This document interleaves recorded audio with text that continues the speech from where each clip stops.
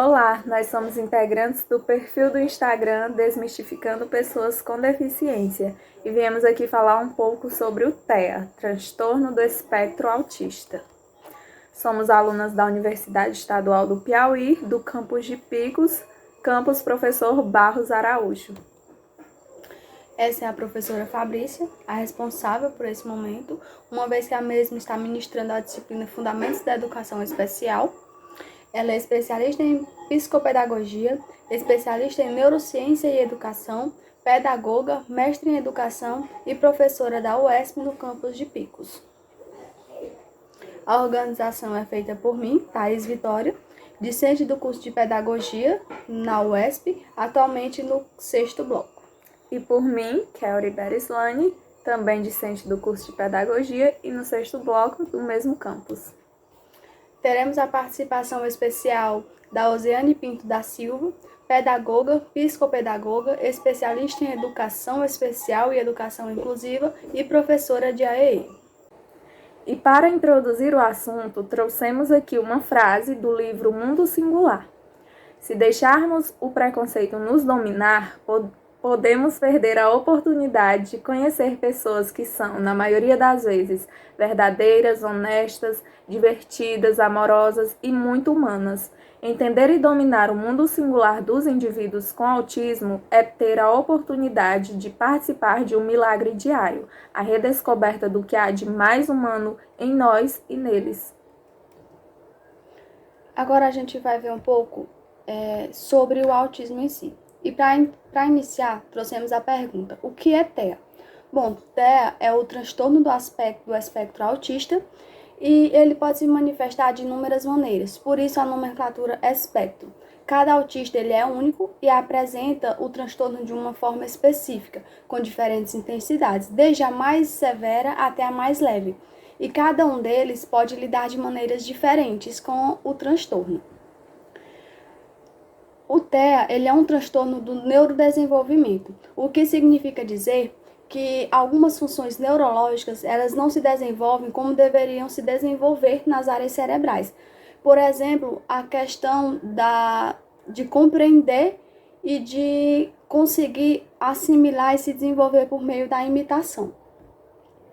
O próprio nome nos dá a ideia de amplitude e variedade, como já foi dito, e aí a gente pode observar uma imagem na qual a gente observa que está dividindo o autismo em 3 níveis. Nível 1, que é o autismo leve, nível 2, o autismo moderado, e o nível 3, que é o autismo severo. Bom, no nível 1, no autismo leve, os indivíduos eles precisam de pouco auxílio, pouca intervenção terapêutica para realizar as atividades da vida. No nível 2, eles precisam de mais apoio e intervenção terapêutica. Os déficits nesse nível, eles aparecem na interação social e também apresentam dificuldades de se relacionar adequadamente com outras pessoas. Mesmo com uma mediação e muito suporte terapêutico, alguns comportamentos restritivos e repetitivos são muito óbvios. E no nível 3, eles precisam de um apoio intenso e o déficit ele é mais acentuado na comunicação verbal e não verbal e também a interação com outros é muito limitada de ocorrer, uma vez que os comportamentos restritivos e repetitivos interferem em todos os contextos da sua vida. Eu acho interessante destacar aqui, Thaís, que uma pessoa ela pode migrar de um nível para outro. Caso ela for estimulada, ela pode, se ela está no nível leve, ela pode ir para o moderado. Da mesma forma, se ela não tiver esse estímulo, essa intervenção, ela pode migrar do nível severo para o nível moderado. Exato, Kelly. Como você falou, ele pode migrar tanto do nível severo para o moderado, como do moderado para o leve, assim como ele pode estar no nível leve e não receber nenhum tipo de intervenção e passar para o nível moderado ou severo. O autismo, ele caracteriza-se por um conjunto de sintomas que afeta as áreas da socialização, comunicação e do comportamento, e dentre elas, a mais comprometida é a interação social. E é importante ressaltar que Por essa característica, não significa dizer que as pessoas com autismo, elas não consigam e nem possam se desempenhar o seu papel social de uma forma bastante satisfatória, justamente pela questão que foi dita anteriormente, de que cada indivíduo ele reage de uma forma e, por exemplo, uma pessoa que está no nível leve, no nível 1, ele pode possuir uma dificuldade de interação, da mesma forma que uma outra pessoa que também esteja no nível 1 não vai possuir essa dificuldade de comunicação. O conhecimento atual sobre o autismo é fruto de uma parceria que costuma dar certo. Pesquisadores comprometidos e pais que dedicam suas vidas a zelar por os seus filhos. Bom, no Brasil, os cuidados mais efetivos, ele data apenas cerca de 4 décadas. E essa conquista se dá principalmente pela coragem de algumas famílias de cruzar fronteiras, lutando sempre pelo tratamento do autismo, pela melhoria de vida dos seus filhos. E cada vez mais grupos, associações e em vários países, eles se engajam e lutam com bastante força na busca pelo diagnóstico e também pelo tratamento precoce. Uma vez que, quando iniciado, desde o início, quando a criança ainda é pequena, tem chances de resultados muito melhores, assim como a criança ela vai conseguir se desenvolver de uma forma bem melhor. E eles lutam também para garantir o respeito, quebrando preconceito e garantindo que as leis elas sejam cumpridas e a inclusão ocorra de fato. Em dezembro de 2007, a ONU decretou o dia 2 de abril como o dia 2 de abril, o Dia Mundial da Conscientização do Autismo, celebrado pela primeira vez em 2008. Bom, pode parecer uma conquista muito pequena, porque apenas declarou um dia como Dia Internacional do Autismo. Só que o autismo, até pouco tempo, ele era pouco falado, e por esse motivo que ainda há muito que se estudar e muito que se descobrir sobre o autismo. E a gente observa que 2008 data pouco mais de 10 anos, é uma questão muito recente. Conforme cresce e dá seus primeiros passos, a criança se torna o xodó dos pais, que disputam para ver qual será a primeira palavra, papai ou mamãe, e não se cansam de dizer, andou com apenas 10 meses, ou no seu primeiro aniversário já falava. Mas e quando esses comportamentos eles não acontecem ou aparecem de forma peculiar? Bom, essa pergunta a gente vai respondendo ela no decorrer do vídeo, no decorrer do slide, e no final a gente retorna a ela e fala como deve ocorrer, como deve lidar com esse acontecimento. E aqui a gente trouxe uma imagem na qual no qual mostra mãe da pessoa com deficiência, como se ela estivesse se afogando, e apenas a mão. A sociedade chega e toca na sua mão. Você é uma heroína. Só que apenas a cumprimenta e a deixa afundar nas águas. E isso é uma questão muito interessante. Ao mesmo tempo que muitos podem se perguntar, mas a gente está falando do autismo. O autismo é um transtorno e não uma deficiência. Mas aí que está. Para todo e qualquer fim legal, o autismo ele é sim considerado uma deficiência e isso ocorreu desde a Lei Berenice Piana. Bom, nesse sentido, a gente trouxe aqui uma frase, né, que faz uma ligação com essa imagem. E aí eu vou tentar parafrasear esse provérbio, que a gente viu num vídeo da Lau. É preciso uma aldeia inteira para educar uma criança, dizem, até que essa criança tenha necessidades especiais. A Lau, ela trouxe esse provérbio para mostrar que quando a criança ela é atípica, essa aldeia do outro lado ela acaba se desfazendo e a mãe acaba sendo a única aldeia, acaba sendo a aldeia inteira para essa criança.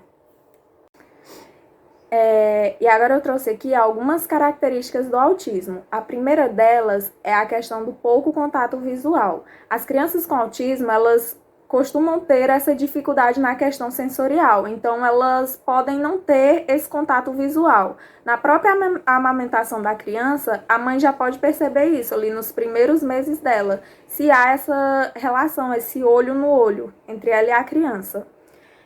Tem também a questão de não atender quando ela é chamada pelo seu nome. Então, o pai, a mãe da criança pode passar horas ali chamando, por exemplo, Ana, Ana, Ana, e essa criança não dá muita atenção, não olhar, não não olha ao ser chamada. Tem também a questão da falta de interesse social, que é... A criança, quando está com essa falta de interesse social, por exemplo, ela costuma se isolar, ela costuma brincar sozinha. Tem um grupo de crianças brincando por exemplo, de carrinho, mas essa criança ela não tem interesse de estar ali enturmada. Normalmente ela gosta de ficar sozinha no seu canto, mais isolada. Quando ela é bebezinha, por exemplo, as crianças que são típicas, elas costumam esticar seus braços ao ver sua mãe ou seu pai chegando. Já a criança atípica, ela não tem esse mesmo interesse de estender os seus bracinhos para serem pegadas pelos seus pais. Desculpa, as crianças com autismo. Tem também a questão da pouca ou nenhuma vocalização. Então, a criança pode chegar até os 3 anos de idade sem falar nenhuma palavrinha. E isso é um sinal também que pode ser percebido ali logo no início, logo nos primeiros anos da criança. Outra é a questão do atraso no desenvolvimento da atenção compartilhada. Para que a criança tenha essa atenção compartilhada, é preciso que ocorra a interação social, a comunicação com outras pessoas, o compartilhamento de suas emoções.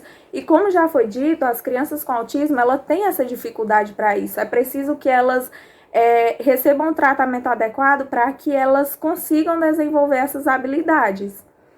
O outro é a questão de brincar sem dar função ao brinquedo. Por exemplo, muitas crianças com autismo, elas costumam pegar um carrinho e enfileirá-los, colocá-los empilhados e não brincar dando função a ele. Por exemplo, arrastando-o pela casa e fazendo barulho de que aquilo é um carrinho. Então, ela costuma brincar sem dar essa função a esse brinquedo. Uma questão interessante, Kelly, é que muitas vezes a criança, por exemplo, enquanto alguma outra criança, ela pega o carrinho e joga o carrinho pro lado, bate e vira, a criança com autismo, ela deita, apoia a sua cabeça no braço e fica observando a movimentação do pneu do carrinho. E a gente observa como a criança com autismo, ela tem essa atenção, ela tem esse olhar diferente para aqueles pontos que ela tem afinidade. Sim. Tem também a questão da dificuldade na introdução alimentar e no sono. Muitas crianças, elas têm essa dificuldade na hora de introduzir a alimentação dela, porque muitas podem preferir um alimento de uma certa marca, algumas preferem alimentos mais moles, outros mais duros, mais crocantes. Muitas crianças preferem, por exemplo, salgadinhos, outras já preferem mais a questão da sopa, que é mais macia, e tudo isso é ligado à questão sensorial. Bom, agora a gente trouxe aqui algumas leis. A primeira dela é a Lei 12.764/12, que é a Lei Berenice Piana. A mesma criou a Política Nacional de Proteção dos Direitos da pessoa com transtorno do espectro autista. Bom, a Lei Berenice Piana, ela é muito importante, uma vez que ela foi quem criou, como eu já relatei, a Política Nacional de Proteção dos Direitos da Pessoa com Transtorno do Espectro Autista, e essa política, ela determina os direitos que o autista tem em um diagnóstico precoce, por exemplo, o tratamento, terapias e medicamentos pelo SUS, que é o Sistema Único de Saúde, o acesso à educação, a questão da proteção social, e tudo isso é garantido pela Lei Berenice Piana. E como eu relatei anteriormente naquela imagem, também é essa lei que estipula que a pessoa com transtorno do espectro autista, ela é considerada pessoa com deficiência para todos os fins legais. A próxima lei que a gente trouxe é a Lei 13.977, conhecida como Lei Romeu-Mion, sancionada em 8 de janeiro de 2020. Bom, a Lei Romeu-Mion, ela tem esse nome devido ao filho mais velho do apresentador Marcos Mion.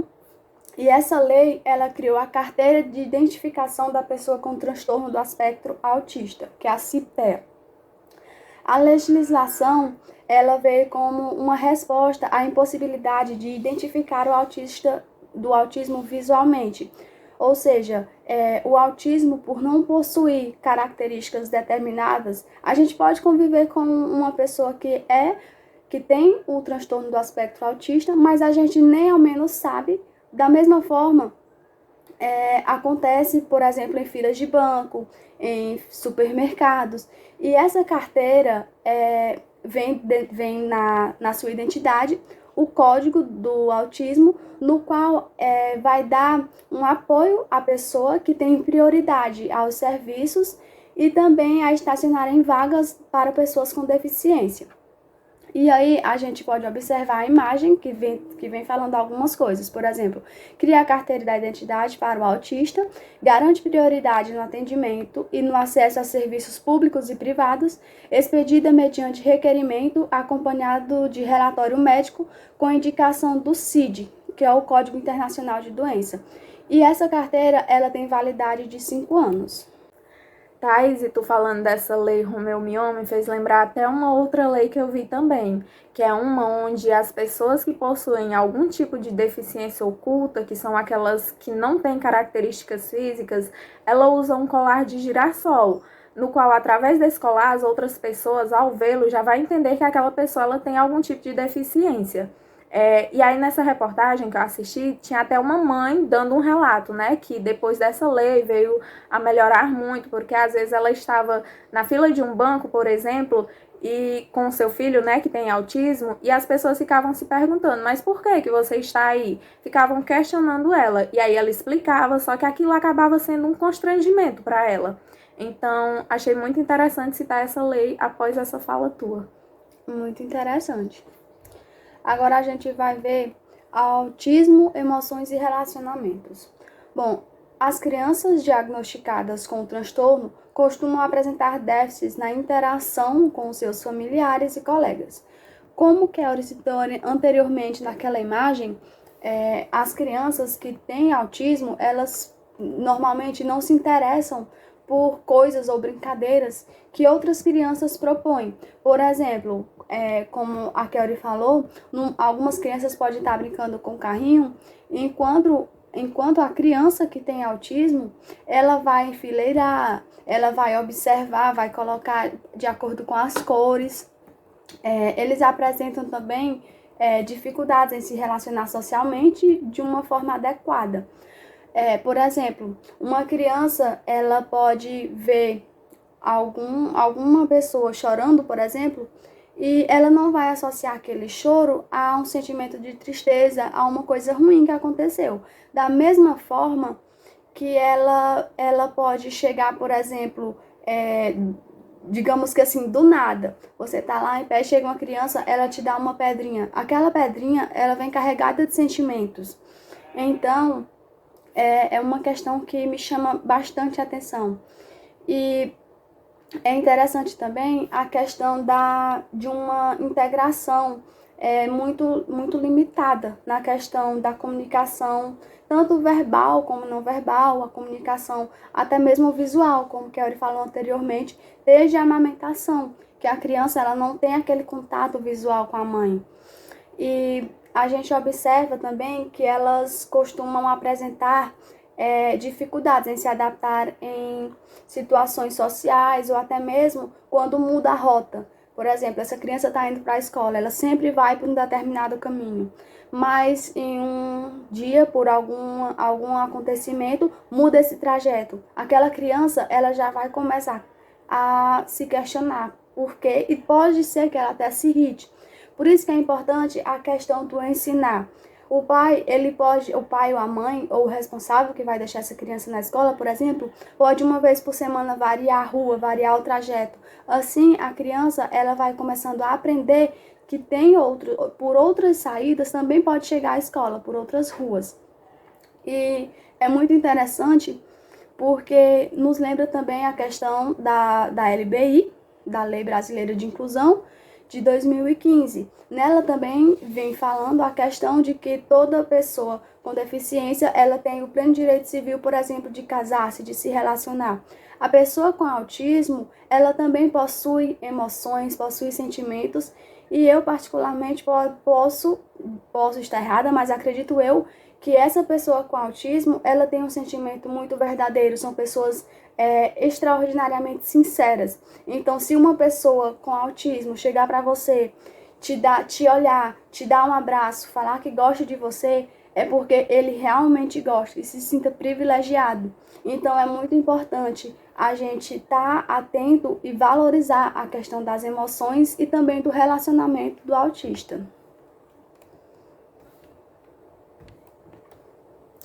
Agora eu trouxe aí, né, a questão do diagnóstico. A quantidade de crianças diagnosticadas com autismo está aumentando nos últimos anos. Em 1980, a prevalência era de uma criança a cada 10 mil.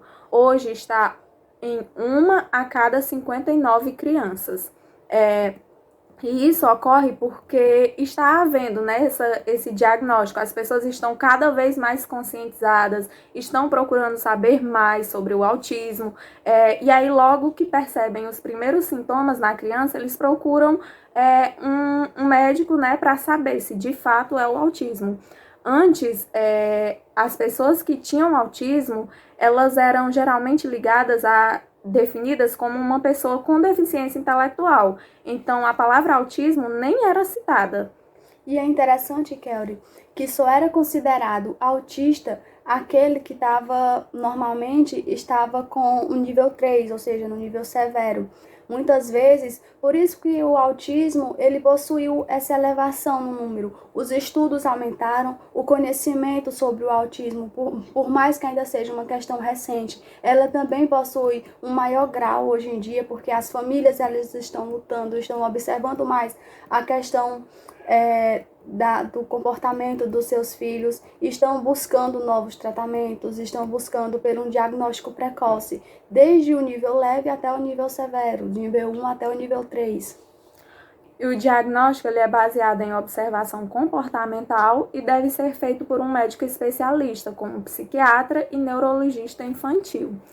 A avaliação diagnóstica ela vai acontecer através de observação do comportamento da criança, vendo se ela interage com seus pais, se ela compartilha os seus brinquedos, qual o brinquedo que ela vai escolher, como que ela usa, se ela dá função a esse brinquedo, ou se ela vai usar ele batendo e fazendo movimentos repetitivos, e também se a família, né, ela tiver fotos, vídeos de aniversário com essa criança e levar, será de bastante ajuda durante esse processo. E é interessante quando tu fala isso, Kelly, que até hoje o autismo ele não pode ser diagnosticado por um exame, por exemplo, porque ele é um transtorno que ele possui, ele é passado na genética, por exemplo, e eu vi um vídeo que achei muito interessante, no qual a mãe, ela falou que se preparou, fez todos os exames do pré-natal e a única preocupação dela seria em como educar o seu filho, como seria ele na escola, a questão do respeito, a questão da diversidade, mas ela não parou para pensar que essa criança ela poderia ter o transtorno do espectro autista, justamente porque não é um transtorno que pode ser diagnosticado por exames. Sim. Aí, na questão do tratamento e intervenção, qualquer plano de intervenção deve conter objetivos, ou seja, metas que as crianças precisam alcançar. Então, esse tratamento ele não pode ser feito de qualquer forma. É importante que as sessões elas sejam lúdicas, porque é isso que vai chamar a atenção da criança, mas não pode ser de qualquer jeito. Toda brincadeira ou atividade que for desenvolver com essa criança nessas sessões, ela tem que ter um porquê, tem que ter um motivo, que seja para que a criança ela desenvolva o contato visual ou para que ela interaja, enfim, tem que ter alguma meta a ser alcançada, não pode ser feita de qualquer forma. As terapias, elas funcionam para a melhora do autismo. A terapia ela vem para ajudar para que elimine alguns comportamentos que são considerados inadequados ou até violentos, né, que podem até machucar essa criança ou outras pessoas que estejam perto dela. Então ela vem também para ajudar na questão da independência, da autonomia dessas pessoas que tenham autismo. E aí eu trouxe aí a aba, né, que é um tratamento que trabalha os comportamentos sociais, como a comunicação, o contato visual, os comportamentos acadêmicos, que são aqueles que são necessários para que desenvolva a leitura, a escrita e a interpretação dessa criança. E essa aba ela vai ajudar também na questão dos comportamentos estereótipos. Então, se a criança ela possui algum comportamento, né, que seja muito visível para outras pessoas e que possa acabar sendo constrangedor para ela, nessa terapia, eles vão trabalhar para que essa criança ela diminua esse comportamento ou mesmo troque ele por outro, que seja menos visível. Bom, e aí tem também os PECs, né, que é um método para ensinar as pessoas com distúrbios de comunicação e com autismo a comunicar-se através de figurinhas. Então, se uma pessoa com autismo não verbal, que é aquelas que não conseguem falar, por exemplo, ela está na sala de aula e está com frio, ou com calor, ou com fome, é só ela pegar uma figurinha, né, que demonstre uma dessas situações e mostrar para outra pessoa que logo ela entenderá o que aquela pessoa está sentindo. Nisso surgiu até a questão de que, dessa forma, as crianças elas poderiam não estar sendo estimuladas a falar. Mas não, quanto mais a criança ela tiver esse contato com as outras pessoas, mais ela vai querer mantê-lo, vai ver o quão interessante e necessário é esse contato e vai querer aprender cada vez mais. Tem também a questão da medicação, deixando logo bem claro que não existe remédio para a cura de autismo. E eu destaco isso porque eu vi uma matéria, uma reportagem, onde alguns pais, talvez por desespero ou por falta de informação, eles estavam comprando medicamentos para dar a seus filhos com autismo, achando que aquilo iria curá-lo do autismo. Só que essa medicação, em muitos casos, acabou mais foi prejudicando a criança e acabava sendo um risco para elas. Até hoje, só se sabe de remédios para as comorbidades do autismo. Que é, por exemplo, se a criança ela tem o autismo e o TDAH, ela poderá ser medicada para a questão do TDAH, mas para o autismo não. A única coisa que é recomendada até hoje, que é comprovada cientificamente que realmente funciona, são as terapias. Agora nós vamos ter a participação da Ozeane Pinto, que vai trazer algumas informações a respeito do tema transtorno do espectro autista. Olá pessoal, tudo bem? Com grande satisfação que estou fazendo parte desse trabalho, a convite da aluna Thaís Vitória, pela Universidade Estadual do Piauí, UESP. É disciplina de educação especial e é uma disciplina que eu tenho muita afinidade porque eu já trabalho com educação especial, sou professora Ozeane Pinto, sou professora de AE da Rede Estadual do Maranhão e sou psicopedagoga também. Já atuo há algum tempo em clínica. E gostaria de conversar com vocês um pouquinho sobre as dificuldades do aluno com transtorno do espectro autista. Esses alunos, geralmente, eles encontram muitas dificuldades na escola, visto que, por vezes, o diagnóstico ele é tardio. Por falta de informação da família, por falta de informação dos professores, de informação e por falta também, às vezes, da aceitação da própria família, quando o diagnóstico vem. Então, é uma série de conflitos que a gente pode observar e também vivenciar na nossa prática.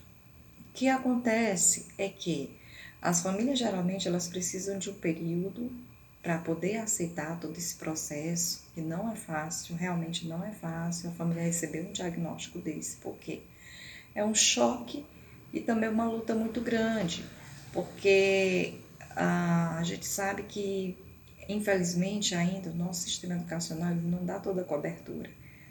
Então, os pais eles precisam procurar uma ajuda fora da escola, com outros profissionais.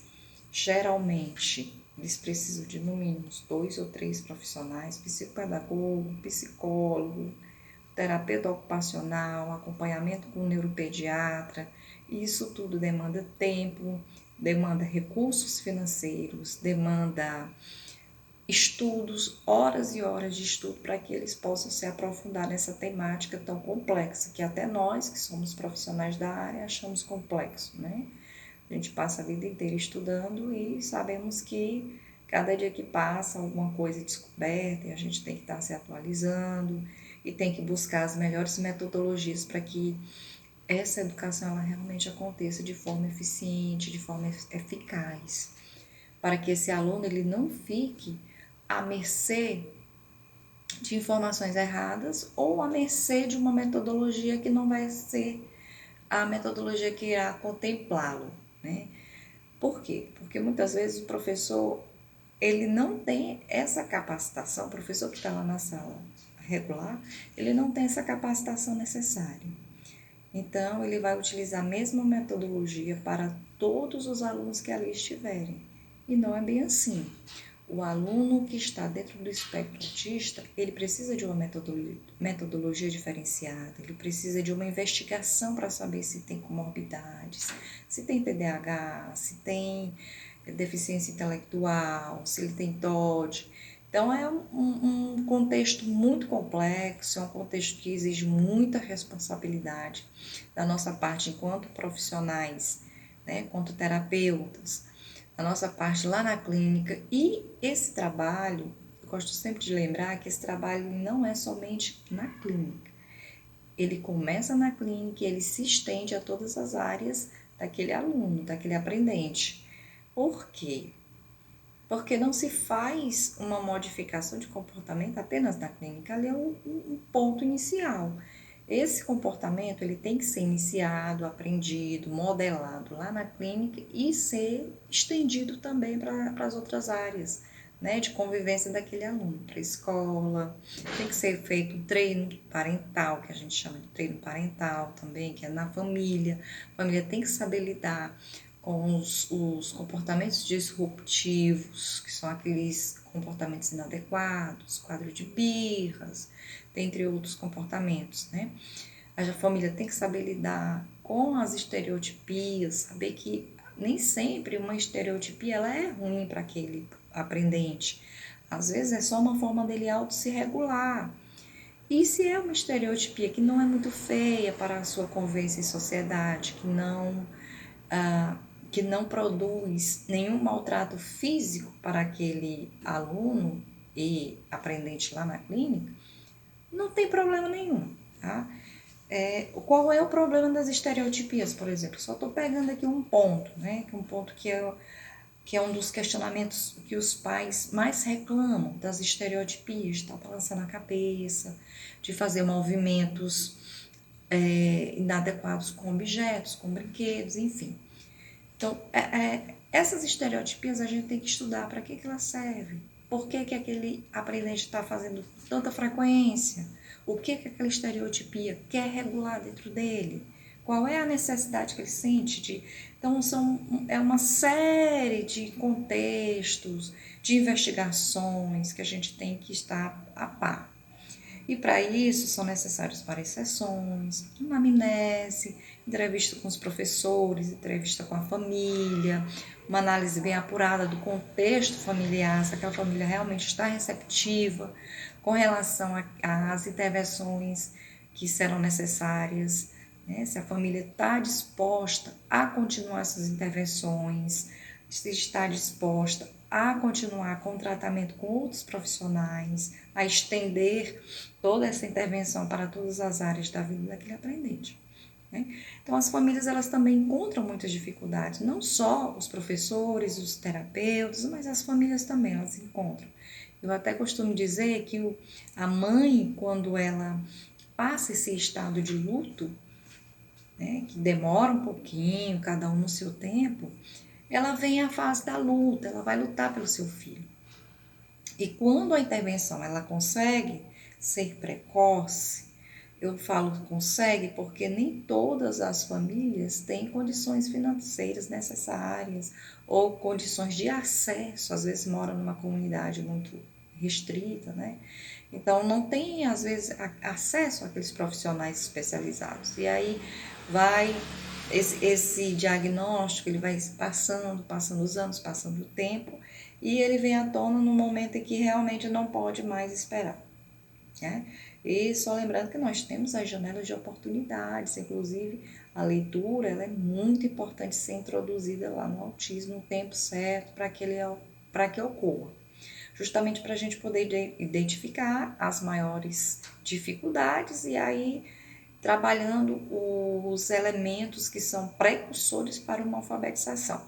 Então, quando essa intervenção ela acontece de modo precoce, que é de 0 a 5 anos, tudo que é precoce, se falando de neuroaprendizagem, é de 0 a 5 anos. Então, quando começa nesse período, a chance de sucesso é imensa, é muito grande. Quando vai passando, a gente vai prorrogando todas essas etapas. Quando vai passando esse período, as chances elas vão diminuindo gradativamente, né? Sendo que aos 12 anos de idade, quando o aluno autista tem 12 anos de idade, fica muito mais difícil da gente conseguir alfabetizá-lo. E esse processo de alfabetização, ele é tudo na vida de qualquer criança, principalmente uma criança que tem dificuldade de aprendizagem, que tem um transtorno bem complexo, como o transtorno do espectro autista, né? Então, nosso trabalho na clínica é fazer orientação, fazer intervenção, é acompanhar de perto, acompanhar a escola, orientar professores, orientar familiares e conduzir de modo que esse aprendente consiga progredir, consiga avanço no seu contexto educacional, mas também no seu contexto comportamental. Esse acompanhamento ele tem que ser feito de perto, ele tem que ser feito semanal, ele tem que ser, os avanços eles têm que ser tabulados, eles têm que ser comparados, a gente tem que ter dados, como foi que esse aluno entrou, como foi que esse aprendente entrou lá na clínica, né? Passaram-se 3 meses, quais foram os avanços que ele teve, os objetivos que eu tracei para ele lá no comecinho da intervenção foram alcançados? Se não foram, por quê? O que faltou? O que faltou de mim enquanto terapeuta da aprendizagem? O que faltou da família? O que faltou da escola? Todos esses contextos devem ser avaliados, devem ser reavaliados quando necessários, né? E eu digo para vocês que eu sou muito feliz na minha profissão, não saberia fazer outra coisa na minha vida, eu sou apaixonada pela educação especial e procuro me qualificar. Não sou a melhor terapeuta, não sou a melhor psicopedagoga, mas eu digo para vocês que eu dou o meu 100%. Procuro ser muito comprometida, porque eu entendo que ali é um ser humano, uma pessoa em desenvolvimento. Essa pessoa ela precisa, né, do meu auxílio, ele precisa do meu 100% para que ele possa se desenvolver, se tornar o mais autônomo possível, mais independente, porque aquela criança que eu recebo, ela vai se tornar uma adulta, né? Vai se tornar um adulto, enfim, e ela precisa das habilidades necessárias que todo adulto tem que ser para poder ser independente. Então, gente, eu fico muito feliz de poder contribuir, né? Fazer essa pequena contribuição, me coloco à disposição de vocês. Um beijo para Fabrício, um beijo para o pessoal de Picos. Faço parte do GEI, estou de licença maternidade, estou um pouquinho afastada, mas já estou retornando às minhas atividades. E dizer para vocês que a educação especial ela é muito linda, ela é muito profunda. Lidar com as deficiências é muito nobre.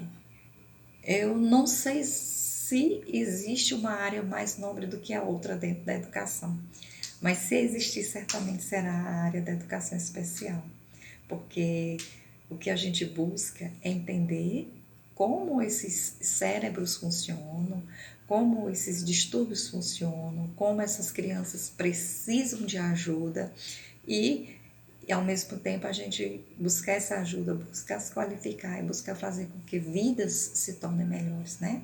Não é só a questão financeira, não. A educação especial ela é um divisor de águas, ou você gosta ou você não gosta.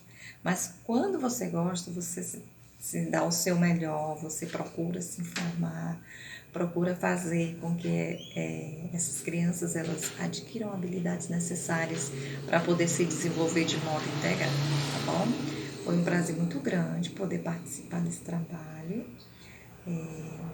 Faço votos de que vocês tenham muito sucesso na caminhada de vocês, estudem bastante, se qualifiquem, vão atrás de pessoas que já tiveram experiências e construam a carreira de vocês, quer seja na educação especial, na supervisão ou em qualquer outra área que você acha que tem mais habilidade dentro da pedagogia, tá bom, gente? Um beijo, forte abraço, fiquem com Deus. Tchau, tchau. Após a excelente fala da Osiane Pinto, que a gente agradece imensamente pela participação, vamos fazer uma ligação sobre, quando ela vem falando um pouco sobre os impactos que a família sofre no diagnóstico. E trouxemos o tópico Impactos do diagnóstico na família. As mães geralmente são as primeiras a perceber que o desenvolvimento do seu filho é diferente do anterior ou do filho das suas amigas. Bom, os pais, eles costumam a buscar explicações, a se perguntar, a fazer comparações de filhos anteriores, dos filhos de seus amigos, colegas, parentes, e passam a observar mais as atitudes e os comportamentos dos seus filhos.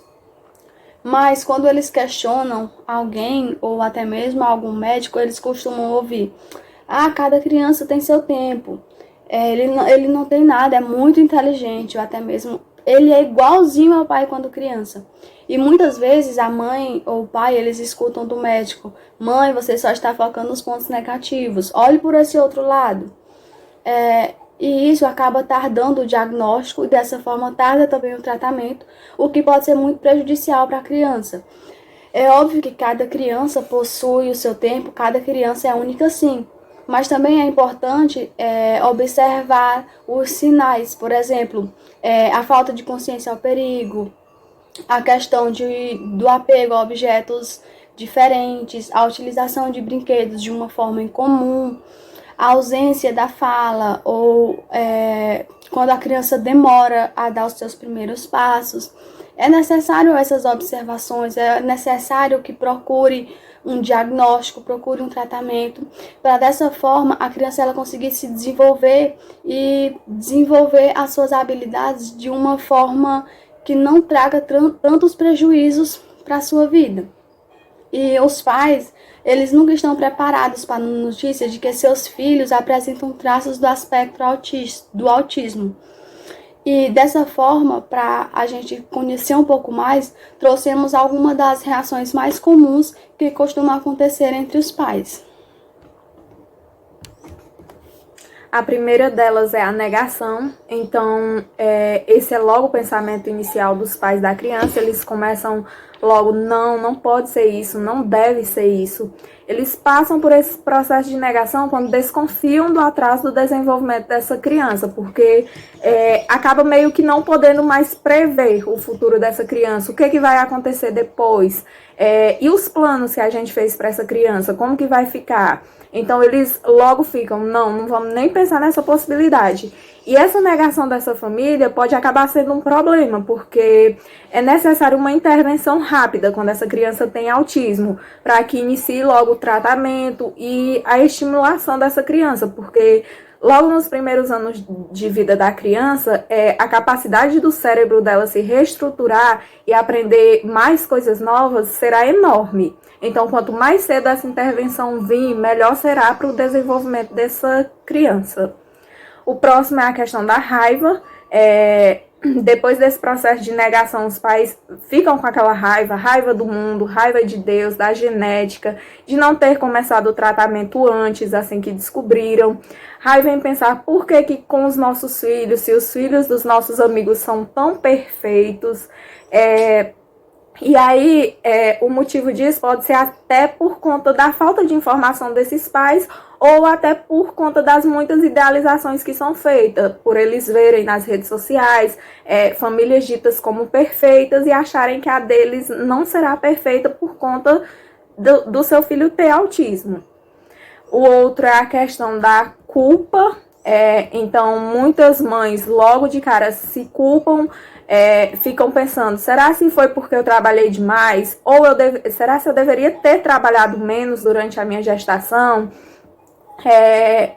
Ficam pensando que eles não podem não conseguir ser bons pais para essa criança, podem não conseguir interagir com ela, estimulá-los da maneira que eles precisam.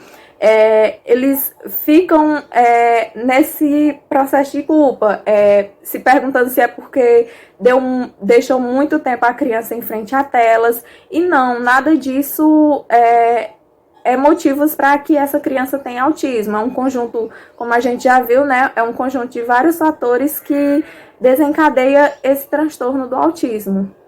Realmente, e é muito importante isso porque muitas vezes tem a genética da criança ter autismo, seu pai tem a genética, só que ele não desenvolve. E o seu filho já vai desenvolver. Então, é questão de genética, pura genética.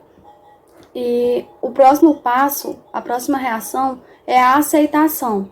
Depois de reconhecer e aceitar a realidade, inicia-se então o processo no qual a família ela vai se adaptar, na qual ela começa a aceitar, começa a buscar informações. Os pais eles começam a entender o autismo em si, e a compreensão é o que leva à aceitação e ameniza a dor, até mesmo a questão da raiva que sentiu anteriormente.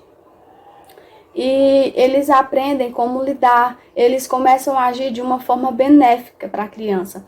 Eles começam a compreender a capacidade que os seus filhos têm, as suas fraquezas, as suas necessidades, e uma longa lista das coisas nas quais pode ajudar a decidir o que fazer para melhorar o desenvolvimento do seu filho. Ou seja, é aquela famosa frase: após o luto, vem a luta.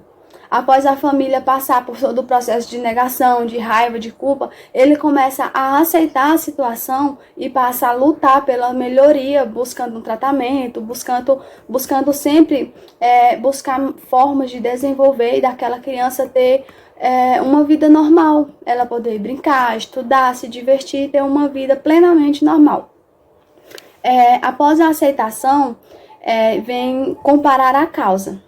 Muitas famílias, quando descobrem casos de autismo na família, eles começam a buscar informações, vídeos que relatam sobre histórias de pais de autistas ou até mesmo histórias de autistas, e eles começam a participar e montam blogs, por exemplo, e eles começam a se dedicar a ajudar outras famílias que vão possivelmente passar por isso no futuro. E só que é bem importante a gente relatar e também reiterar a importância de estar sempre lembrando de que cada criança é única, da mesma forma que cada autista, cada nível do autismo, ele possui a sua singularidade, possui as suas diferenças. Então, não é porque, por exemplo, um método deu certo com o filho de um colega que vai dar certo com o seu filho. Então, é importante sempre buscar os melhores tratamentos que vai desenvolver no seu filho. Pode ser que o tratamento que desenvolveu muito bem o filho de uma pessoa, um colega seu, por exemplo, não vai funcionar de uma forma tão perfeita no seu filho. Só que um outro tratamento, um outro método vai conseguir ajudar o seu filho e ele vai se desenvolver muito bem. E o próximo seria a resiliência. O princípio da resiliência é a capacidade de se recuperar de algo após ter sido submetido a uma pressão, a mudanças. Ou seja, é a questão de ter a força de se reerguer e lutar por algo. Quando os pais das crianças com autismo, eles aprendem a conviver com as características dos sintomas, eles começam a adaptar a vida familiar, a vida social, a vida escolar e a essa realidade. E a vida ela começa a fluir muito melhor, a criança começa a se desenvolver muito melhor e com o apoio da família, essa criança ela vai sim conseguir ter uma vida normal, ela vai conseguir ir à escola, vai ter os seus amigos. Autônoma. Vai ser uma autônoma, exatamente. Então, é muito importante focar que cada ser é único e pode sim se desenvolver. Agora, a gente vai falar um pouco sobre o autismo na escola. A escola é o principal ambiente social da criança. Lá ela fica várias horas do dia e com quantidade de amigos que não conseguimos em outro lugar. É um ambiente rico em estímulos pedagógicos e sensoriais, importantes para a estimulação. Bom, na escola, os professores e outros profissionais, muitas vezes, eles podem ser que observem algumas situações que eles começam a observar sinais, sintomas precoces, só que eles começam a ter aquele receio de chegar com a família, de chegar para a família e falar: não, ó, tem que observar isso, porque seu filho pode ser que ele tenha o autismo. Porque muitas vezes os pais, eles vão encarar de uma forma inadequada, vão achar que a escola está estigmatizando o seu filho, que a escola está trazendo uma coisa que o seu filho não é. Vão muitas vezes entender que a escola está dizendo que o seu filho não é normal, entre aspas. Então, é muito importante a escola, porque lá o professor ele vai conseguir observar tanto o social como o cognitivo da criança. E lá, quando a gente observa o autista na escola, muitas vezes, por exemplo, enquanto as crianças estão todas correndo, brincando, típico de escola de ensino infantil, às vezes aquela criança vai estar mais isolada de um lado, vai estar mais quietinha, brincando, observando. E isso pode ser que seja um sintoma, pode ser que seja um sinal de alerta. Então, as escolas, elas são sim muito importantes para a estimulação das crianças e adolescentes com autismo, não só pela oportunidade de aprendizado que ela disponibiliza, mas também pela interação social, que é de uma forma bem ampla e varia desde um cumprimento quando chega na escola até as brincadeiras ao longo do dia, e também a questão de trabalhos em grupos, por exemplo. Então, a escola, ela possui uma importância gigantesca, até mesmo porque a gente normalmente não consegue juntar tantas crianças da mesma idade no mesmo local, ao mesmo tempo, como é possível na escola. Então, como já foi dito, né, as escolas, elas são muito importantes para a estimulação das crianças e dos adolescentes com autismo. Então, é muito importante levar a criança para a escola e estar observando como está sendo o desenvolvimento dela na escola, acompanhando de perto. Escola regular ou especial? Geralmente, a indicação da equipe multidisciplinar é para que as crianças com autismo estudem em escolas regulares. Esse geralmente ele se faz presente devido ao não cumprimento das leis, porque por lei nós sabemos que não deveria haver escolas especiais como uma única sala de aula que esse aluno frequenta. Mas essa escola ela deveria funcionar em um contraturno da escola regular, no intuito de dar um apoio ao aluno, ajudá-lo a um melhor desenvolvimento. O ideal é tentar realizar as mesmas atividades que os outros colegas fazem, mas quando não for possível, poderemos fazer algumas adaptações, buscando os pontos fortes que esse aluno tem. E com base nisso, nós veremos alguns meios, para facilitar o aprendizado dessa criança. Algumas dicas do que pode ser feito pelo professor para ajudar o aluno é usar os interesses desse aluno. Quando o aluno ele faz aquilo que ele gosta e que ele tem interesse, ele vai sentir um maior prazer em fazer, em realizar aquela atividade, tendo assim uma maior facilidade para desenvolvê-la.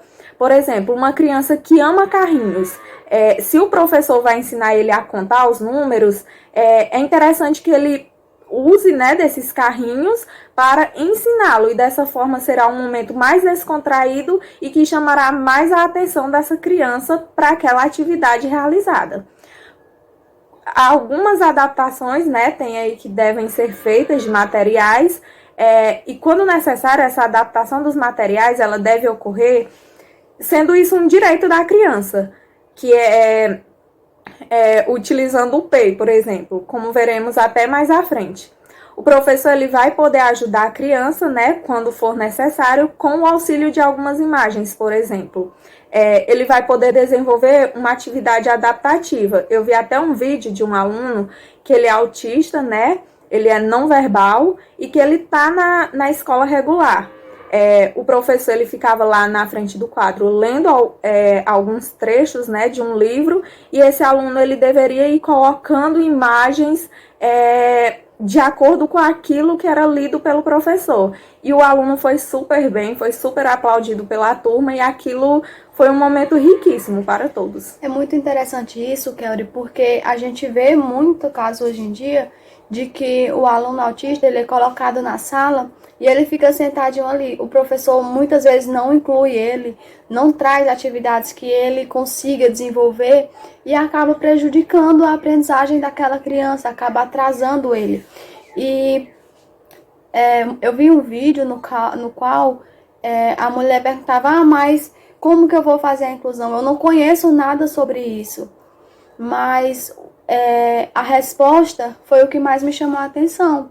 Porque ela falou assim, não, para você incluir uma pessoa, não é necessário que você conheça toda a vida dela, que você faça um estudo ao pé da letra de tudo que ela possui, de tudo que ela tem. O importante é você se questionar. A calçada da minha casa, ela é adaptada, ela pode ser frequentada, qualquer pessoa pode passar por ela. Daí você pode tirar a noção de que você está ou não praticando a inclusão. A inclusão, ela está desde os mínimos detalhes até as leis, até questões jurídicas que garantam aquela questão, aquele direito para a pessoa. Então, a inclusão, ela vai muito além de conhecer todo o trajeto de uma pessoa. Simples modificações, até mesmo no dia a dia, garante uma inclusão e faz a diferença na vida de muitas pessoas. E aí, né, temos aí como brincar e não brincar com a criança. O primeiro use brinquedos que a criança já tem em casa e que a atraiam. Muitos pais, né, na tentativa de fazer com que a criança ela se interesse por algum brinquedo, acaba comprando inúmeros brinquedos e presenteando aquela criança. Mas ao invés disso, seria interessante se ele usasse aqueles brinquedos que a criança já tem em casa. Começar brincando daquilo que ela gosta, seguir a iniciativa dessa criança na brincadeira, mostrando que entende aquela forma dela brincar e que quer brincar com ela, que gosta daquela brincadeira e gosta daquela ideia que ela teve, mesmo que de início essa brincadeira seja diferente, para depois você ir ensinando a ela, mostrando a ela como dar função àquele brinquedo, para você ir colocando as suas ideias na brincadeira. É até aquela questão, Kelly, de tirar a criança da zona de conforto. Não é obrigar a criança a querer brincar do que você quer brincar, mas aos poucos você pode ir mostrando para ela que há outras maneiras de brincar, que ela também pode querer brincar da brincadeira que o seu colega sugeriu. Isso. E aí depois que você já tem, né, essa confiança da criança, daí você pode colocar suas ideias, propor jogos mais estruturados. Ou seja, a criança propõe o jogo, a gente mostra que gostou da ideia dela, mostra que tem interesse naquela brincadeira, e aí, após essa relação de confiança, a gente coloca as nossas sugestões, buscando o contato visual, buscando uma reciprocidade, buscando ter o contato com a criança. E tem também como não brincar com a criança. O primeiro ponto é falar muito enquanto brinca. Muitas crianças que são autistas, elas têm dificuldade, né, na fala, elas falam pouco ou nenhuma palavrinha. Então, essa criança ficar recebendo muito estímulo, ouvir muitas palavras, pode acabar mais atrapalhando, mais afastando ela do que aproximando ela de você. Então, é interessante que, se você vê uma criança brincando, por exemplo, em cima do sofá e ela tá com um carrinho na mão, esse carrinho cai. É interessante que você narre os acontecimentos mais importantes dessa cena. Como, por exemplo, se o carrinho é azul, você diz carro, azul, caiu. Fale apenas as palavras mais importantes, a princípio. Outro é tirar as peças da mão da criança por ela estar usando errado. Nessa questão aí é só você pensar, por exemplo, se você está no seu trabalho fazendo alguma coisa, achando que está lá arrasando, fazendo certo, e aí vem um colega seu e tira aquele objeto da sua mão e diz que você está fazendo tudo errado. É horrível, né? Pois é, a mesma sensação, essa será a mesma sensação que a criança vai ter. Então, é importante que a criança ela tenha prazer de estar com você e não sinta medo. Outro é brincar em ambientes cheios de informação. Quando tem muito brinquedo espalhado, com muitas peças misturadas, a criança pode se perder e ter dificuldade de brincar. Então é importante organizar aqueles brinquedos em uma caixa e colocar uma foto em cima dela, no qual nessa foto, né, tenha mostrando o que está lá inserido naquela caixa, para que assim a criança ela pegue e use apenas o brinquedo que ela está desejando naquele momento.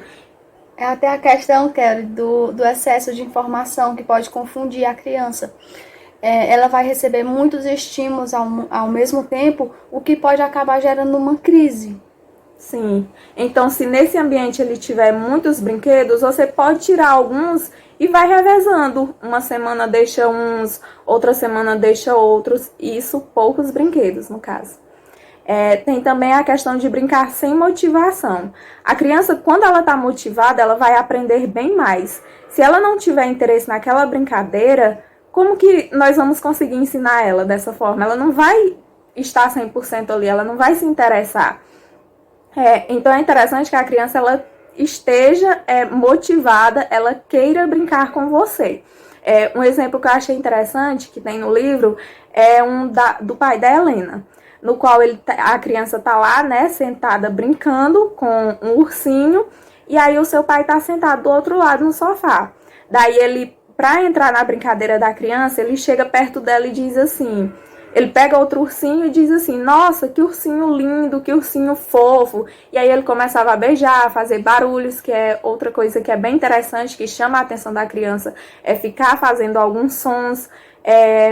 E aí, dessa forma, ele conseguiu conquistar a criança. Logo, ela observou aquela forma dele brincar e sorria para ele. E eles acabaram brincando juntos. Então, o pai, apenas nesse exemplo, ele conseguiu contato visual com a criança, conseguiu uma reciprocidade.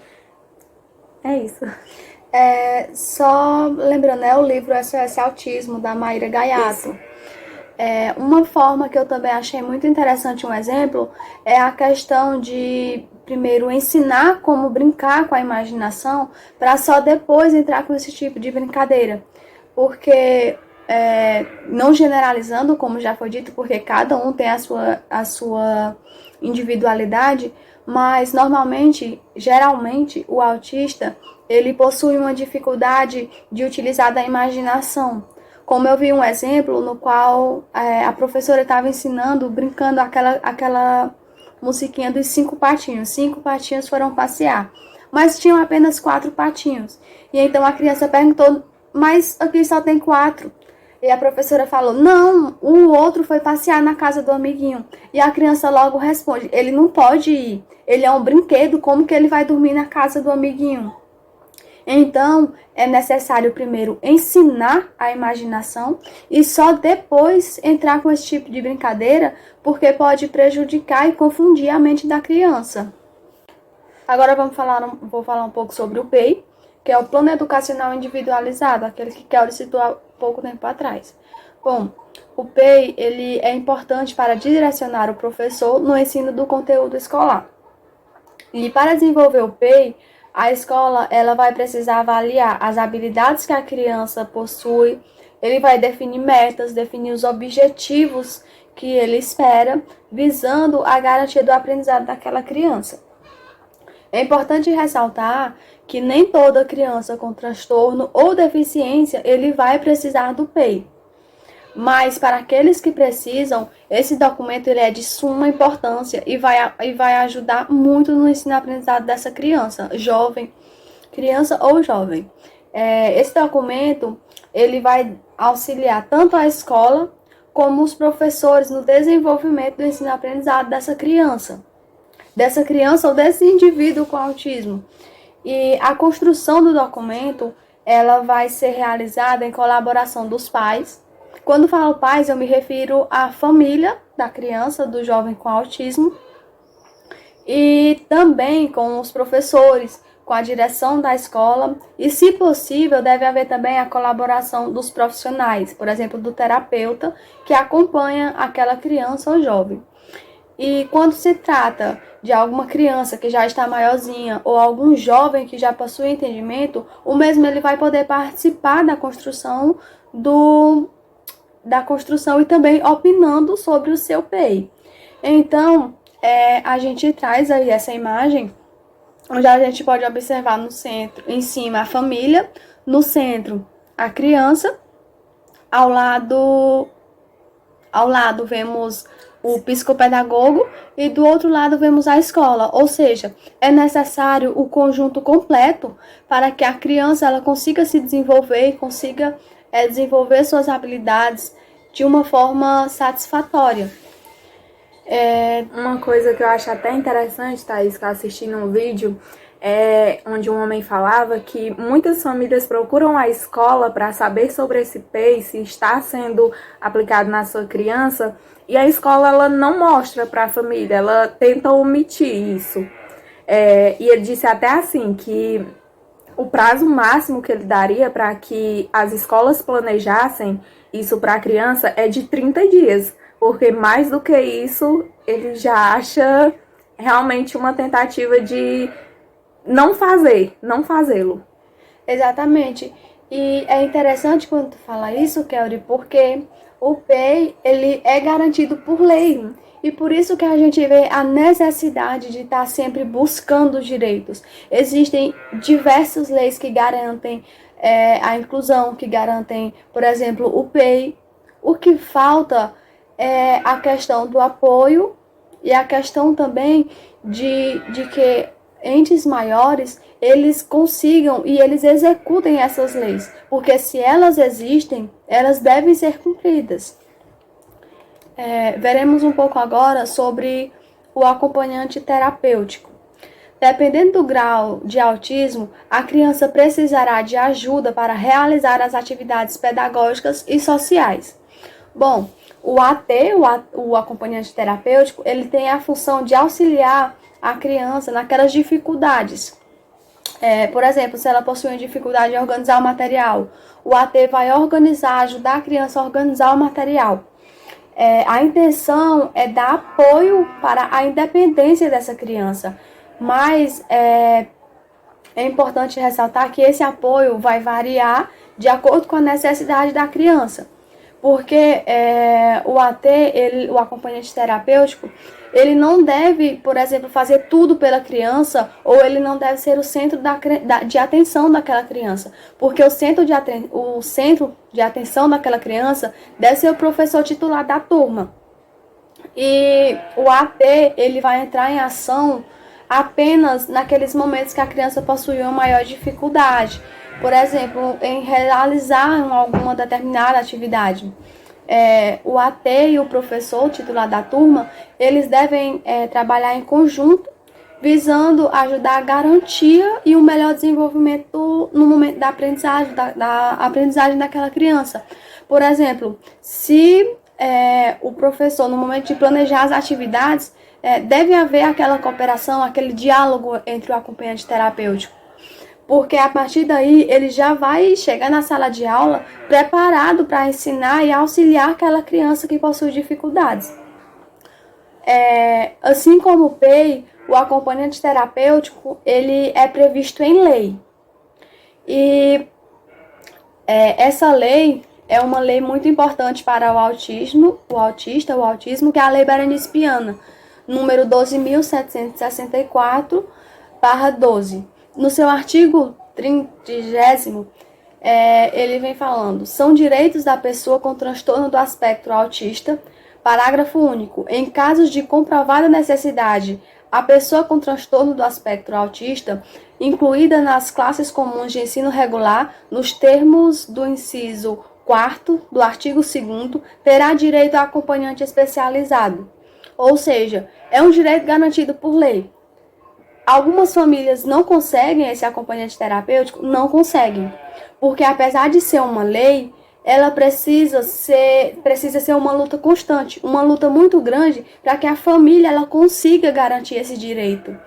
Muitas vezes esse direito eles falam que é negado ou eles arrumam inúmeras dificuldades, sendo que isso é o mínimo que pode ocorrer havendo a inclusão desse aluno na sala de aula. Porque o que adianta, por exemplo, a criança tá lá, tá na sala de aula, tá sentadinha, quietinha, só olhando, observando, não tá conseguindo assimilar e não tem esse acompanhante para auxiliar no desenvolvimento, no aprendizado dela. O que vai acontecer? Ela vai ter prejuízos. E o que eu acho muito interessante é porque, por exemplo, se a criança ela tá quietinha na cadeira, o pai ou a mãe chega e pergunta: como que tá meu filho? Tá tudo bem.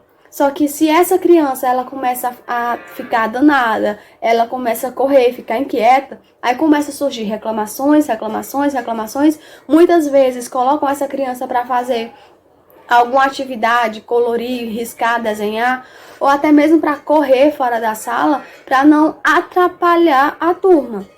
Sendo que se fosse garantido, se fosse efetivado a questão do direito do acompanhante terapêutico, essa criança estaria se desenvolvendo de uma forma muito enriquecedora para a vida dela.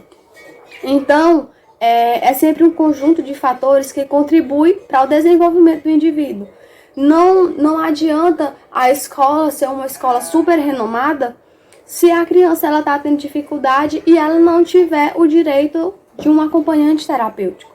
Então é necessário que essas leis elas sejam cumpridas, que elas sejam de fato efetivadas, tanto para garantir o desenvolvimento da família, como até mesmo a escola.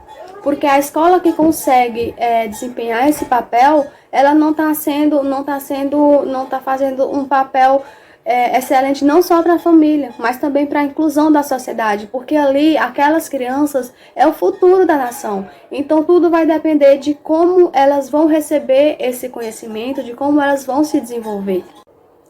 Escola e família. A importância da relação entre a família e a escola. A gente trouxe esse tópico no sentido da importância da família ter esse contato com a escola, dela estar levando sugestões de, por exemplo, como acalmar a sua criança, dela estar dando essas dicas para o professor para que auxilie no trabalho dele. E até informações como o que pode causar uma crise no seu filho. Informações essas, né, que serão muito necessárias, visto que o professor tem muitos alunos na sala de aula e pode não observar alguns detalhes, por exemplo, nessa criança. Exatamente. Kelly, e é muito interessante quando você fala isso da questão de que são muitas crianças e o professor não consegue observar todos, porque, por exemplo, se tem uma sala de aula, um aluno que tem o autismo, ele tem que receber, de certa forma, uma maior observação, por exemplo, no momento do que pode gerar uma crise naquela criança. Então, por isso que é importante esse diálogo entre a família e a escola. Porque a família, por exemplo, ela pode levar as informações de que muitas informações sensoriais desencadeiam uma crise naquela criança.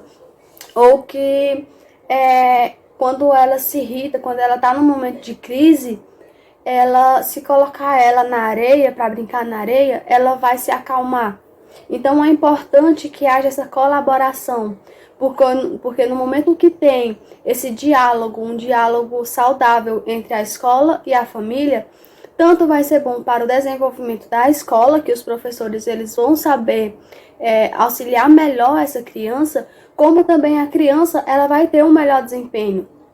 E aí trouxemos essa questão, essa imagem na qual a gente vê dois quebra-cabeça se juntando, duas peças de quebra-cabeça, no caso, que é a escola e a família, fazendo uma alusão à importância que há nessa coligação, digamos que nessa amizade. Temos aí alguns direitos da pessoa com autismo. Dentre os direitos garantidos pelas legislações Destacam-se aqueles presentes no artigo 3º da Lei Berenice Piana, a saber: artigo 3º, são direitos da pessoa com transtorno do espectro autista a vida digna, a integridade física e moral, o livre desenvolvimento da personalidade, a segurança e o lazer, a proteção contra qualquer forma de abuso e exploração. Ou seja, eles possuem o direito e não só o direito, não só possui, como deve sim garantir o direito do seu pleno desenvolvimento civil dentro da sociedade. Do parágrafo 3º vem o acesso a ações e serviços de saúde com vistas à atenção integral às suas necessidades de saúde, incluindo o diagnóstico precoce, ainda não definitivo, o atendimento multiprofissional, a nutrição adequada e a terapia nutricional, os medicamentos e informações que auxiliem no diagnóstico e no tratamento. Bom, é direito do autista e da família do autista que ele receba um atendimento multiprofissional. Sabemos que é necessário um grande valor aquisitivo para conseguir desenvolver, contratar, por exemplo, levar essa criança num fonoaudiólogo, num terapeuta. E muitas famílias de baixa renda não conseguem fazer esse acompanhamento.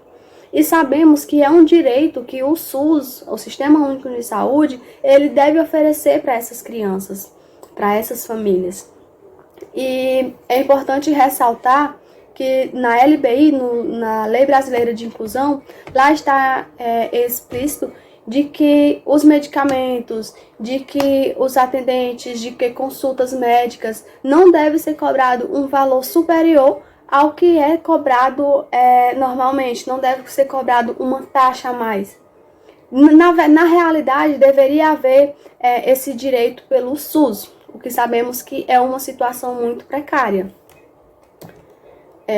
E no parágrafo 4º temos o acesso. O acesso à educação e ao ensino profissionalizante, à moradia, inclusive à residência protegida, ao mercado de trabalho e à previdência social e assistência social.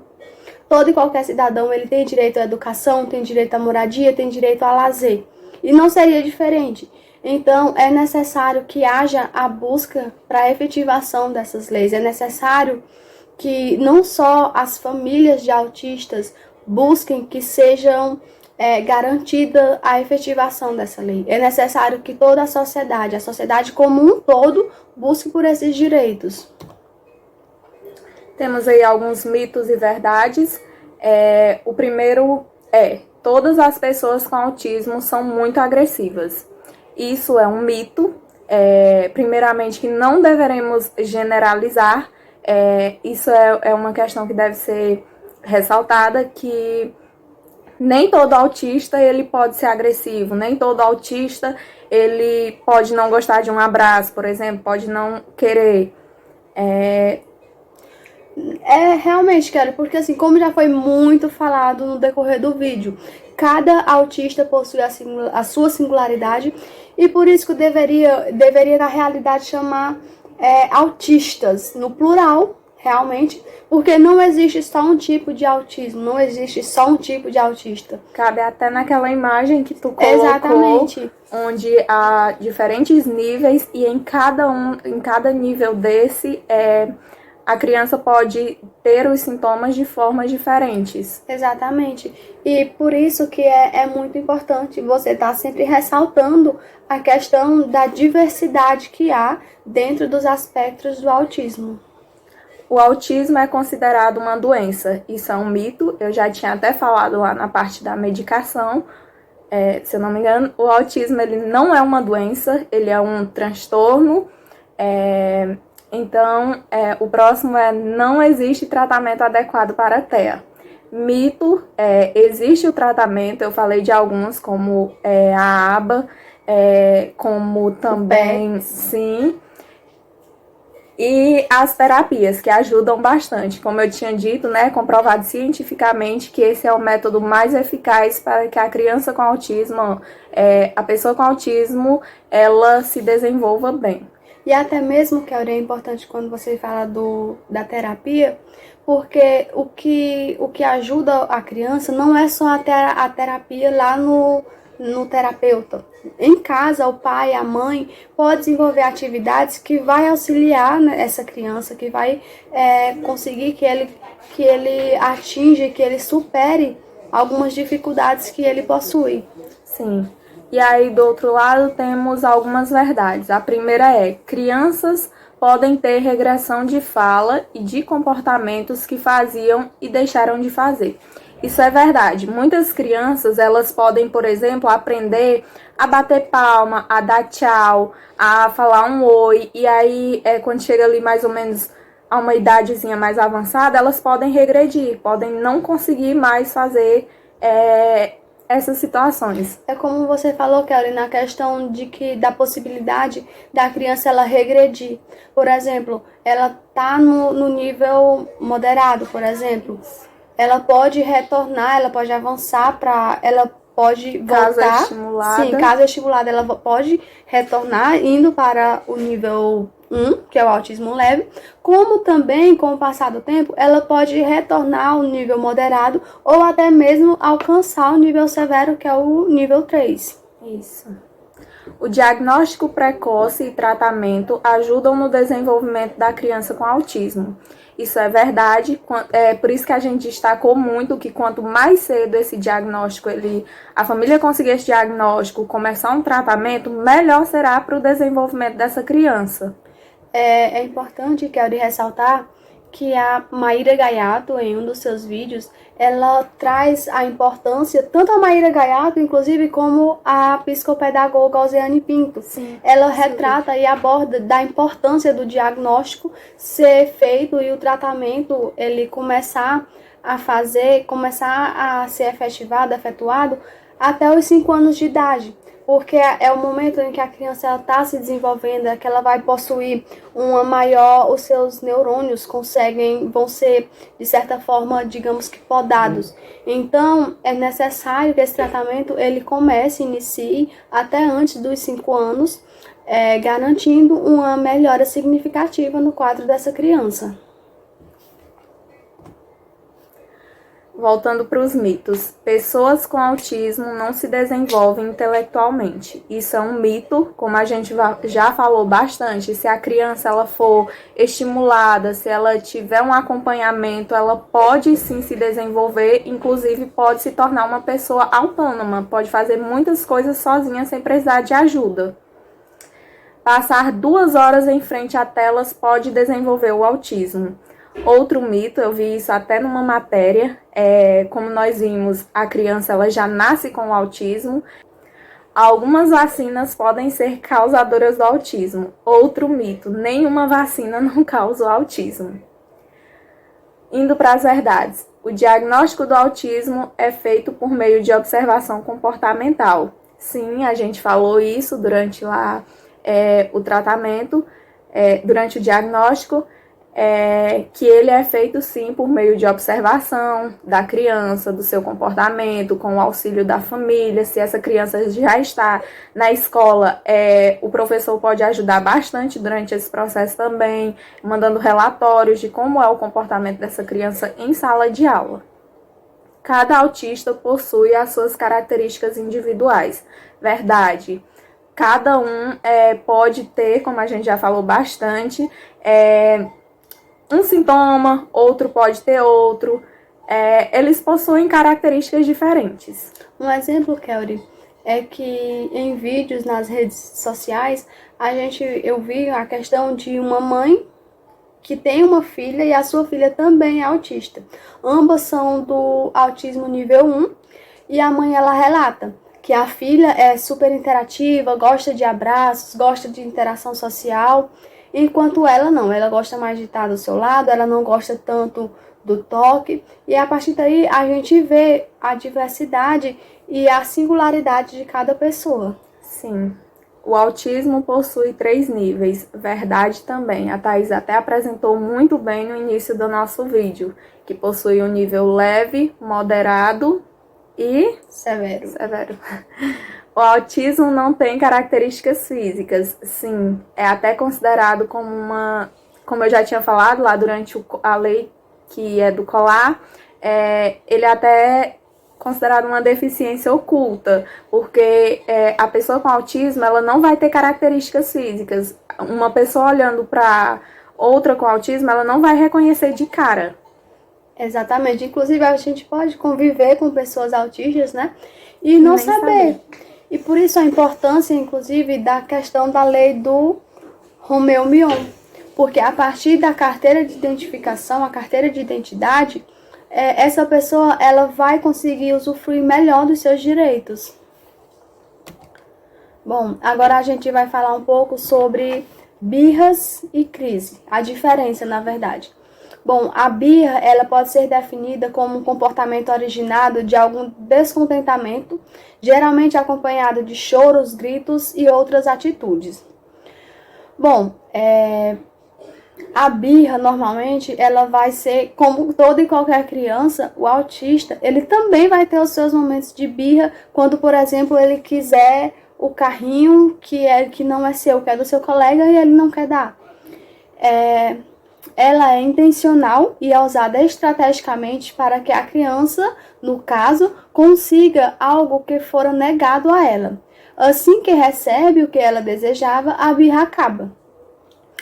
Já a crise, elas são mais frequentes quando a pessoa está exposta a vários estímulos sensoriais e não sabe como lidar com tantas informações. A gente vai ver um vídeo posteriormente que retrata muito bem isso. Diferente da birra, a crise não é proposital e muito menos estratégia para conseguir algo, mas a resposta de um limite que for extrapolado, de uma irritação extrema. Ou seja, a crise ela vai se dar no momento que a criança ela receber muitas informações ou que ela estiver exposta a alguma área sensorial que ela possui um certo receio. Outra característica da birra é que a criança ela observa a reação do adulto e dependendo dela, a intensidade da birra pode mudar. E já no momento da crise, a criança ela não tem interesse nenhum na reação do adulto. Então, é muito importante, é muito necessário que haja uma diferenciação entre uma crise e entre a birra.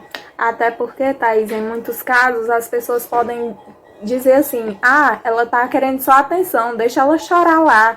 Não vai, você vai acabar mimando essa criança. E muitas vezes não é, a criança tá necessitando de alguma coisa. Se ela tá chorando é porque ela tá sentindo alguma coisa, tá precisando de algo, né? Exato. Agora a gente vai ficar com o vídeo O Mundo na Visão de um Autista.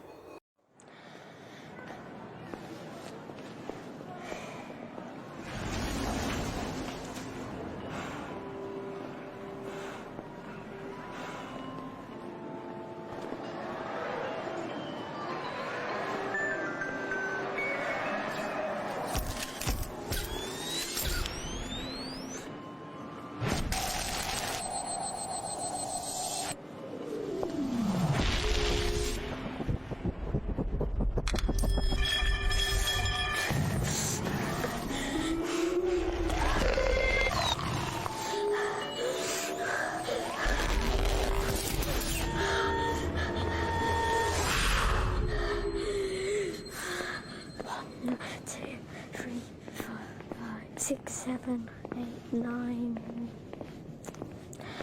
Take my hand.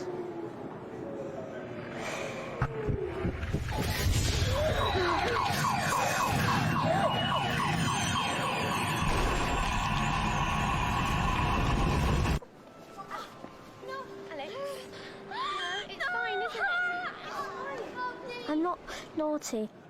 I'm autistic. And I just get too much information. Bom, após o vídeo, nós trouxemos aí uma imagem para refletirmos sobre o vídeo e a imagem. Quando ver uma criança se jogando ao chão ou com comportamentos negativos, os quais você suponha que seja birra, não julgue, nem olhe feio. Autismo não tem cara, seja solidário. Essa criança pode ser autista e está passando por um momento ruim. Como nós podemos ver no vídeo, né, ele estava retratando mais ou menos como que a criança enxerga o mundo ao seu redor. Como que ela ele recebe aquelas informações. Isso, exatamente, Thaís. Então é importante que ao você ver essa criança tendo alguma crise, você não a julgue. Tente se colocar no lugar dela, o quanto de estímulo que ela vai estar recebendo naquele momento.